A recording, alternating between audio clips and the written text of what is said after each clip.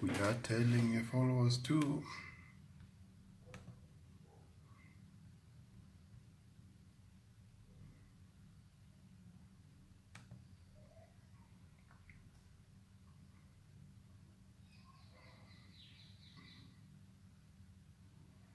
Hey, Mr. Kupula. Sango nini papa?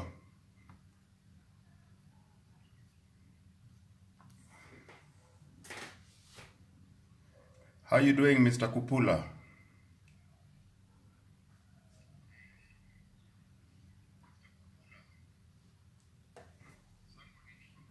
Megan, long time no see.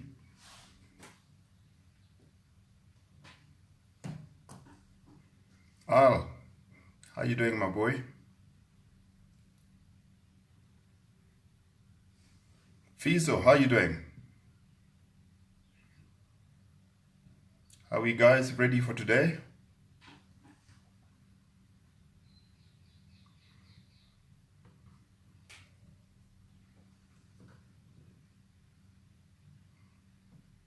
Miguel, how is your training?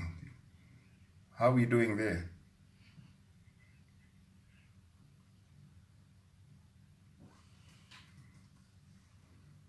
Are you still keeping fit from home?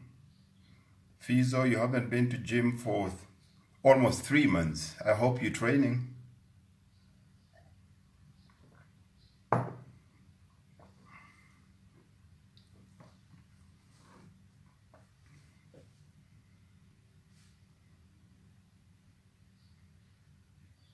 Brenda, hello.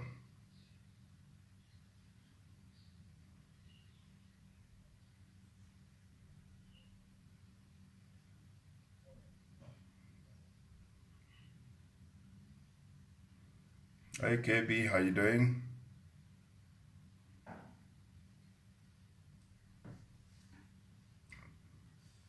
Okay guys, we're gonna do this as fast as possible. Thanks for taking the time to come through. We will make a campfire. It's a traditional way of people sharing ideas, passing wisdom, and of course solving problems. Now, since we don't live in the villages anymore, then it becomes easy for us to do this via using technology as our new fire. I will go through this as quickly as I can, and then I'll give you your time for you to ask whatever questions that you've got. But basically what we're talking about here, we are living in times of crisis. Now the question is, can you thrive in times of crisis? The answer is a definite yes. There is no bigger human innovation or invention that has never happened without a crisis. Crisis simply means it's a break of tradition. It's when new things have to come into play. It's when new ideas have to come into play. And at this point, we are in an environment where we have an even playing field. You'll never have an even society, but we have an even playing field. Whatever we all going through now, irrespective of your level of education, irrespective of how much money you have, irrespective of how long you've lived, we are all facing this for the first time. How we respond to this will determine how we go forward. Let's look at human beings. One of the most common things, and this you don't have to be a prophet for you to predict, human beings are very predictable. Most people will always get stuck in their comfort zone, and it's hard for a human being to change until extreme force or pain forces them to move from where they are to where they want to be. Most people, it's not hard to be better than the next person. Human beings don't strive hard. And my message for you today is we want to try and be just 1% better than what you were yesterday. And just by doing that, incremental improvement on a daily basis automatically puts you in other different places. For you to live your best life and respond to your higher self, become who you were created to become, it means you have to live a life of excellence by choice. Now, if you haven't chosen excellence as your operating standard in life, then by default, you've chosen mediocrity. And the minute you choose mediocrity, there's a big problem. Now we need to change that. You have to ask yourself, look at what's happened now. Life happens. And at this point, the pandemic happens. And what this thing has done, it's simply come and exposed all the weaknesses that we have in society. We have corrupt political systems. We have corrupt politicians. We have unfair economic systems. We have sick and healthy people. We have bad interracial relationships. We've got all these things that have been exposed with this pandemic. Our weaknesses, we've all been exposed with what we call our Achilles tendon. Now, Achilles tendon, remember, it comes from the old Greek warrior that was so strong that he used to destroy and obliterate anybody and anything that used to come in their way. But his weakness was his Achilles. When he got injured in his Achilles, that was the end of him. Now, like all of us, and like every successful, strong person that you know there, we all have strength and we all have weaknesses. We all know what our strength is. So in most cases, we always overplay our strength and underplay our weaknesses. The pandemic has come here and it's exposed all of us. And you know what your strengths are. And you know what your weaknesses are. What are those weaknesses that you have to work on and strengthen them, that the minute the pandemic is gone, they will no longer be your weaknesses. They'll be the new you. And that brings us to what we call the challenge response principle. And the best analogy to use that is the human body. The human body will only grow purely dependent on the amount of stress that you put it under. The more you push your body, the more you train it, the more you strain it, the more physically, emotionally, mentally, and of course spiritually it gets stronger. And if you don't do it, automatically your body keeps on getting weaker. And the same thing happens spiritually, same thing happens mentally, same thing happens emotionally, same thing happens professionally. Now, most of us have always lived in a bubble. And the bubble here is our 9 to 5. We are stuck in jobs where we wake up in the morning, we get out of our little car, we get into our little shower, we sit on our little desk, we get into our little cars, we get into our little office, we get into our little desk, we sit in front of a little box called a computer, we work, we go to the canteen, we do that. We live a very boxed life where routine is killing us. Now, as much as we wonder, we are scared with what's happening with the pandemic, and everybody is complaining how bad that is. You tell me, is that the kind of life that you really want to go back to? Answer me this question. How excited are you on a daily basis to leave home and rush to work?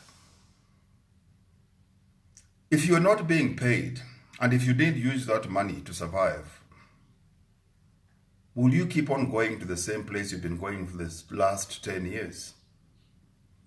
What value are you adding to humanity from the work that you do? Because if you answer those, and if we have to take a scale of 1 to 10, and your 3 answers to those 3 questions do not add up to 30, then chances are you're not satisfied with the kind of work that you do.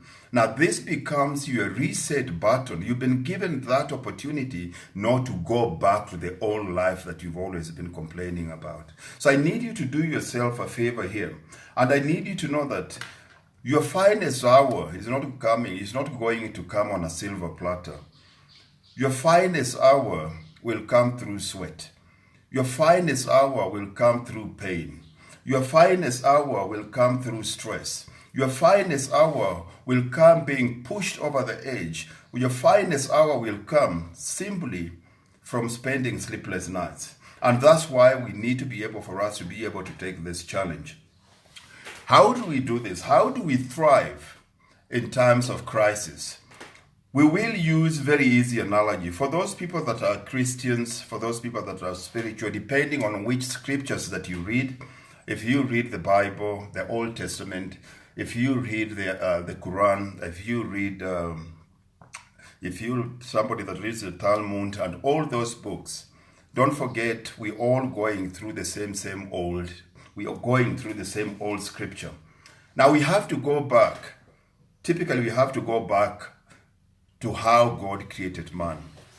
And we are told, if you go to the book of Genesis chapter 1 verse 28, we are told clearly that after God had created man, he gave him dominion. Now, dominion simply means, it comes from an old Hebrew word, mamlak, meaning authority, reign, power, over. But apart from that, apart from man being given the authority to reign or to have dominion over earth, he was also given instructions on what he needs to do on a daily basis for him to be able to reign over or have authority. Now, what are the specific instructions that man was given? Number one, man was told to be fruitful. Mark you, he wasn't told to be seedful. He was told to be fruitful. The second instruction he was given, he was told to multiply. The third instruction he was given is to replenish, and of course the last one is to subdue. Now the question is, how do we use these principles at this point so that we can be able to do that and be able to dominate? How do you dominate your life? How do you find one area in your life in this world that you can dominate and have reign and authority over it? Let's go back to the scriptures. We're talking about being fruitful. To be fruitful, you can't have a fruit without having a seed. To have that seed, automatically you have to do what a seed needs to be done. You have to create that environment for the seed for it to be able to be fruitful. And what are the most common things that you have to do? Number one, you have to put it in a soil that is conducive for that seed. It means the soil, the seed has to be buried. There's a big difference between burial and the big difference between being planted. From an outside view, it's exactly the same thing. If you see me opening the ground, dig a hole, take a seed and put the seed in, from an outside view, there's no difference. I'm either burying the seed or am either burying the seed or planting the seed. It's only what I do after that determines what I was doing with that seed. So the first thing that I'm going to do after I've dug the hole and I've put in the seed is by purely watering the seed. Watering the seed determines the difference between burial and planting. Now you have a seed as a child of God. He will never ask you to be fruitful unless he's put a seed in you. Now my question to you is, what is the seed in you? Because that is for you to be able to find out. And secondly, have you been watering your seed? Because if you haven't been watering your seed, then it becomes unfair for you to expect that seed to grow. You've seen, if you take a seed and you put it on a windowsill, that seed can stay there for years. But if I come take that seed and put it in the right environment, the seed will grow. A seed is never wrong. It is the environment that is wrong. So the question here is, if your seed is not growing, number one, have you planted it? Number two, if you've planted it, have you planted the seed in the right environment? Number three, if you've planted it, have you watered your seed? What is it that you're doing to make sure that that seed grows? So I need you to take one area of your life at this point. What is the one thing in this life? One thing in this life. If I have a toothache right now, the only person that comes to mind is a dentist. And when I think of a dentist, I don't really care what color the dentist is. I don't really care what religion the dentist is. I don't really care what sexual orientation the dentist is. I don't really care what age the dentist is. I don't really care how tall or short the dentist is. All I'm looking for is somebody to pull my tooth out or fix my pain so that I can get out of it. So for my pain, my dental problems, automatically I look for a dentist. Now, my question for you is, what is one thing that other human beings can come to you for you to become the solution? What are you solving when it comes to human problems? That's one thing that you have to look at, and that becomes your area of gifting. Second one here, we're looking about multiplication. Now, if you've found what your area of expertise is, now the second, hi Nicole, the second question here is, it's useless. If you become good at one thing, it cannot make a big impact unless it can reach so many people. But how do I do that? Remember, there is no gift or there is no seed that has been placed in you as a human being that is for you. Everything that has been placed for you is for other people. Problems, solutions to my problem have been placed in you. Solutions for your problems are in me. Now, how do we multiply the solutions that we have in us so that we can reach more people? That's a question that we have to do. How do we do that? And one of the best things that you'll see that is applied this principle is McDonald's as a franchise. McDonald's has become one of the best businesses, irrespective of what they do from a health perspective, but they are following God's principles. And that's why McDonald's is very, very successful. So how have they followed that? Number one, being fruitful, McDonald's had to create only one hamburger. They focused on making the best hamburger in the world. They didn't make millions. They made only one hamburger. And in making that one hamburger, after they had tested it, perfected it, and made it the best hamburger in the world, the second thing they did is how to multiply it. And that's where the franchise system comes in. McDonald's can sell up to 30 billion hamburgers a day. How do they do that? If I go to China, if I go to Singapore, if I go to Cape Town, if I go to Kenya, if I go to Egypt, and I order a Big Mac, I will get exactly the same taste. It has the same texture. It will take the same time. They've been able to multiply. But unfortunately, most of us as human beings, when it comes to multiplication, we're talking and thinking purely from a multiplication, a sexual multiplication than anything else. There's nothing wrong in multiplying in terms of human beings, in terms of creation, from a sexual point of view. But what are you doing in terms of multiplying your skills so that you can be able to reach more people? But remember, the more people that you reach, the more you get rewarded. God does not bless you for the prayers you go on your knees and ask. God wants to use you as a blessing to others. So the more people that he can use through you, the more blessings you get. Then the third principle that we've been given here is replenish. Now, how do you replenish? Inventory. If you've got something, you've got so much stock in your warehouse that does not reach your customers, then automatically you're not going to be able to make money. How do you distribute? You have to build a distribution system. McDonald's, they've got their own distribution systems. McDonald's supply their own lettuce. They supply their own meat. They supply their own buns. They supply their own chips. They have a system of making sure that as much as you enjoy the hamburger, you have access to it and you consistently have to get whatever it is that they're doing. And of course, the fourth principle here, it's subdue. You have to become so good at what you do that automatically you eliminate your opposition.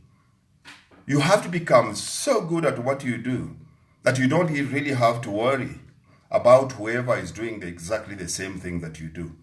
That's what McDonald's have done. McDonald's don't really worry about steers. McDonald's don't really worry about KFC. McDonald's don't really worry about Burger King.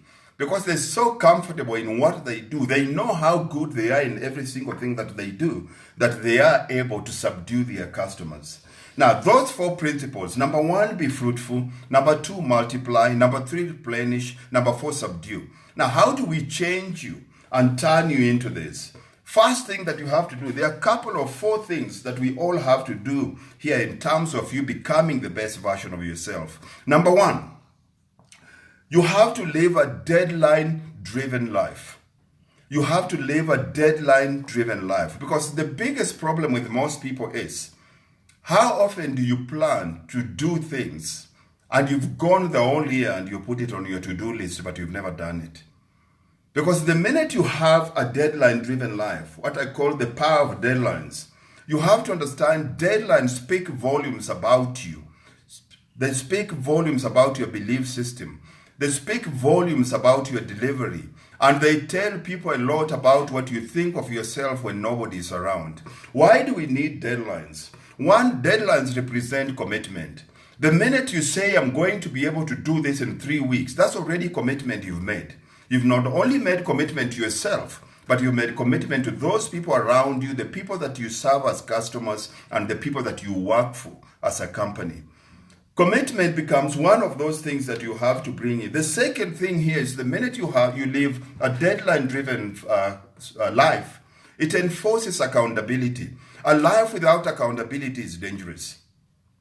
And when we talk about accountability here, I'm not talking about consequences. I'm talking about being held capable. There is nothing more powerful than people counting on you and knowing that you're going to deliver on what it is that you promised.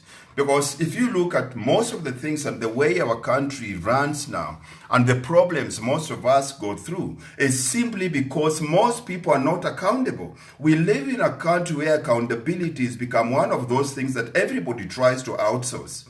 You cannot live a life without accountability. A life without accountability leads to chaos. A life without accountability leads to pain. A life without accountability leads to fear and anxiety. So you have to enforce accountability. The third thing why it's important to create a deadline-driven life, it creates a sense of urgency. You need a sense of urgency to fulfill and do things in life. You can't say when I have time, I'll get to it and do it. You end up taking care of urgent things and the important things that propels you forward, that moves you forward, that gives you comfort, that gives you joy, that gives you fulfillment in life. You end up not doing it. Why? Because you haven't given yourself a sense of urgency simply because you did not set a deadline on how things are supposed to be done. Nothing empowers focus. Every task, project will take as long as you give it.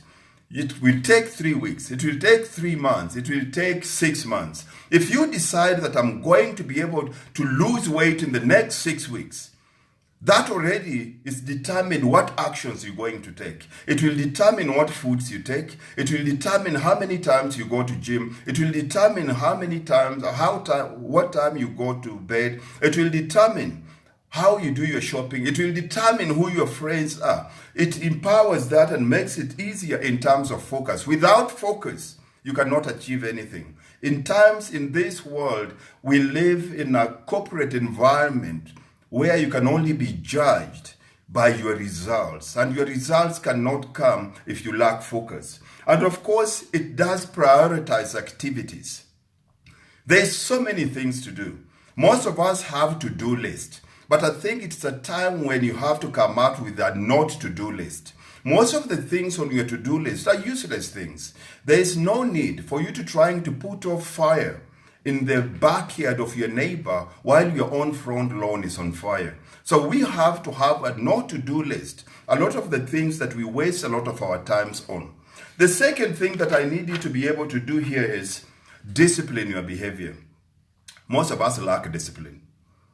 It's as simple as that. Most of us just lack discipline. And any area in your life at this point that you're struggling, be it weight, be it relationship, be it money, be it work, be it professionalism, be it growth, you lack discipline. Anything that is working in the external world has external discipline enforced on it. You don't go through traffic lights because one, you know you're going to die, you're going to be hit by another car. 2, you're going to be arrested, you'll go to jail. 3, you lose your license. You go to the airport on time because you know you're going to lose your flight and you're going to lose your money. You go to the hairdresser, to the doctor on time because you know if you don't get there on time, you're going to miss your spot and either you're not going to see the professional or you're going to lose out on time. You pay your taxes because you know what SARS does. Anything that works in the external world, we have external discipline. But when it comes to you being the best version of yourself, you cannot be the best version of yourself unless you impose self-discipline. Look at any area in your life you struggle with. Why can't you lose weight? Because you lack discipline when it comes to eating right. Why can't you lose weight? Because you lack discipline when it comes to coming to gym. Why can't you have a good relationship? Because you lack discipline when it comes to the way you talk to your partner. Why can't you have enough? Why are you always stressed because of money? Because you lack discipline when it comes to budgeting. Every single area, and most people don't like discipline because they say discipline makes them feel like a prisoner. Steve, I'm not in school. I don't want to be told what to do. Anything that you lack discipline in, you become a prisoner to it. Self-discipline equals freedom. People that have self-discipline only live by their own rules. If you don't have discipline, other people have to discipline you. Look at it in a bigger picture. What is a prison? A prison is a kindergarten for overgrown kids. You as a grown-up man or a grown-up woman, if you refuse to do what society tells you, if you become antisocial, all of a sudden you want to do things that we've decided collectively are not good for us, we have to treat you like a child, and we have to pull you from society, and we have to take you to prison. Why? Because there now we have to give you a new father, which is the prison guard. We have to tell you what time to go to bed. We have to tell you what to wear. We have to tell you what kind of hairstyle you have to do. We have to tell you what time to go to bed. We have to tell you what times you can be able to see people. So the minute you lack self-discipline, you become a prisoner to anything that you have to do, that you give into. Lack of discipline is a prison. Self-discipline is freedom. The third thing that you have to do here is you have to become self-reliant. We live in a society that unfortunately we do not breed self-responsibility. We live in a society that unfortunately we believe that we growing men and women that believe in rights without responsibilities. We live in a society at this point where we believe that people are entitled to things that they haven't worked for. We live in a society where we believe that welfare is the right of the society. Now, the truth of the matter is, there are some good, well-meaning institutions, some good, well-meaning government institutions to help those people that are in need. But in doing that, it is like helping that caterpillar come out of the cocoon before its day has come out. It will come out as a butterfly, but unfortunately, it will never be able to fly. We have to teach our people to become self-reliant. And mark you, I did not talk or say about being antisocial or being anti-community. I'm talking about being reliant, a personal responsibility, mentally, physically, emotionally, spiritually. I've heard some of us men say, I can't eat right because my wife doesn't cook for me. No, that's your responsibility. It is your responsibility to look after your health. I've heard people say, I can't come to gym because my boss doesn't give me time to come to train. It's not your boss' responsibility. Your boss' responsibility is to pay your salary. That's the agreement you have. It is your responsibility to look after your health. Those are personal responsible things that people need to do on that. And that's where self-reliance comes in. Self-reliant is about teaching personal responsibility and teaching personal power. People that rely too much on others become a leech to society. And the way God has created society, if you're not adding value, if you're not contributing, then you need to be eliminated. And we need to teach our society to do that. Number 4, we have to learn to just say no. 2 letters and 1 syllable. Society is forced us to say yes too soon. And every single time you say yes to somebody else or something else, you're saying no to yourself. Your first obligation is to you. You have to become your number 1 priority. When you are flying and that plane has mechanical problems, you clearly told, irrespective of who's sitting next to you, even your 2-month daughter, your 2-month son, you have to take the gas mask and put it on you first. Because you are useless to everybody around you if you're dead. Remember, there's no a better father or a better mother from the grave. If you love the people in your life, you have to look after yourself. And if you have to look after yourself, you have to learn to say no. Now, I need you to ask yourself, what are the things that you're going to say no to in your life today? Who are the people that you're going to say no to? What are the habits, beliefs, and behaviors that you're going to say no to? You have to have a no to-do list today. Those people starting now, as we come out of this lockdown, you have to have a very long no list and a very short yes list. Yes list is for you. No list is for other people. And that's the only way you're going to be able to go forward. Number 5, you have to tap into your nuclear power. Everybody complains about load shedding in the worst of times, and you've always known how it makes us feel bad. The same thing have to happen here when it comes to this. It takes energy for you to chase your dreams and become the best version of yourself. It takes energy to become your higher version. It takes energy for you to make a difference. And to do that, you have to eat right. You have to exercise. You have to sleep. You have to keep good company. And above everything else, you have to keep a positive attitude. We have to learn to take care of ourselves, because without that, it becomes a big problem. And last one, but not least, is excellence. You have to choose to live a life of excellence. Excellence simply means a life without absence of contradiction. The way you do things is the way you do everything. If you're so good at work on Monday, Wednesday, Friday, and Tuesday and Thursday you're mediocre, then it's just luck. Why would the company rely on you? The way you do anything is how you do everything. You have to define what excellence stands for you. And after you've done every single thing in your life, ask yourself, where is the excellence in what I've done today? Excellence is simply a process of improving and getting better on a day-to-day basis. Excellence is not a destination. Excellence is a process. It's the day you challenge yourself on a daily basis to become better and better and better every single day. Now, the minute we do that, the minute you change, the minute you increase your own personal value, and as a return, the world will become a mirror where they will pay you back for your value by paying you. And that's how the world is going to change for you. If we're going to change, and how you're going to survive in the crisis that we're in now, the crisis is not going away. Ask yourself, you went into this crisis, Mr. Leonard Grobler, the way you are now. This crisis will last for the next 6, 7 months, 10 months, 18 months, as the specialists say. The question is, what kind of person are you going to be in the next 7 months? When this crisis is done and you're looking back, what are the things that you will wish that you could have done or could have started in the lockdown? Because by the time the lockdown is finished, then it's too late for you. This is the time for you to reinvent yourself. This is the time for you to change, remodel yourself. This is the time for you to talk and become the higher self of yourself. And this is the time where God demands.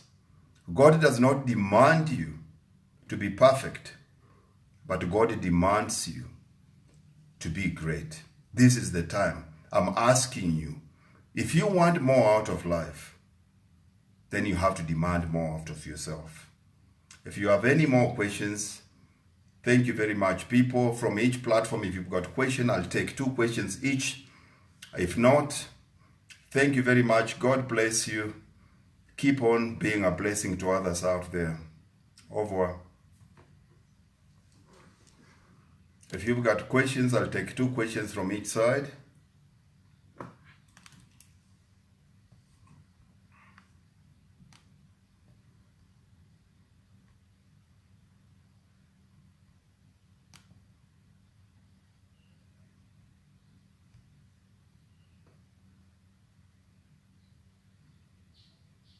Perfect, guys. No questions. Thank you very much.